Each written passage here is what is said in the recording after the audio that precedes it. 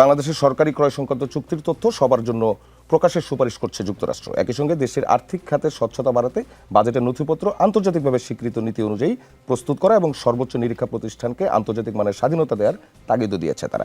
সম্প্রতি যুক্তরাষ্ট্রের পররাষ্ট্র দপ্তর প্রকাশিত 2026 ফিসক্যাল ট্রান্সপারেন্সি রিপোর্ট, যেটি বাংলাদেশ শিরোনামে প্রতিবেদনটি বেরিয়েছে, এখানে এই সুপারিশ এবং পর্যবেক্ষণগুলো তুলে ধরা হয়েছে।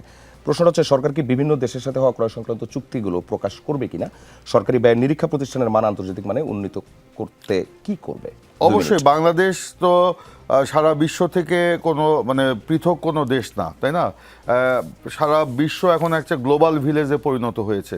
সেই গ্লোবাল ভিলেজের এই যুগে আমরা অবশ্যই যে বিষয়গুলো আছে সেটা আমরা দেখব, এবং সেখানে বাংলাদেশের স্বার্থটাকেই আমাদেরকে সবার আগে দেখতে হবে।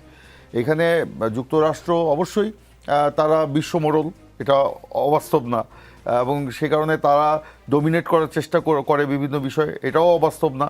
কিন্তু বাংলাদেশের অবস্থান থেকে আমাদেরকে সিদ্ধান্তগুলো নিতে হবে। অনেক বিষয় আছে যেগুলো কিন্তু আমরা হয়তো এরকম টকশোর টেবিলে আমরা অনেক রকম কথাবার্তার মধ্য দিয়ে আমরা কিন্তু বলতে পারি, কিন্তু বাস্তবতা কিন্তু ভিন্ন।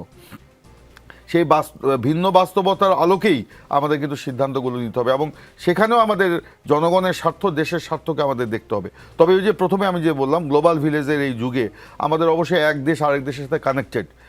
আমি বাংলাদেশের মানুষ, আমি হয়তো পর্তুগাল মানুষের সাথে কানেক্টেড, যুক্তরাষ্ট্রের মানুষের সাথে কানেক্টেড, কিংবা ইউরোপের মানুষের সাথে কানেক্টেড, কিংবা মিডল ইস্টের মানুষের সাথে কানেক্টেড। কিন্তু আমাদের মধ্যকার যে চেতনা, আমাদের মধ্যে যে স্বার্থর যে সংঘাত, এই সংঘাতটাকে আমাদেরকে দূরে সরিয়ে যার যার স্বার্থকে আমাদেরকে সামনে তুলে ধরতে হবে, এবং সেটা আদায় করাটাই হচ্ছে আমাদের সকলের লক্ষ্য। সেই জন্য যুক্তরাষ্ট্র যেই প্রস্তাব দিয়েছে সেটা আমরা খতিয়ে দেখব।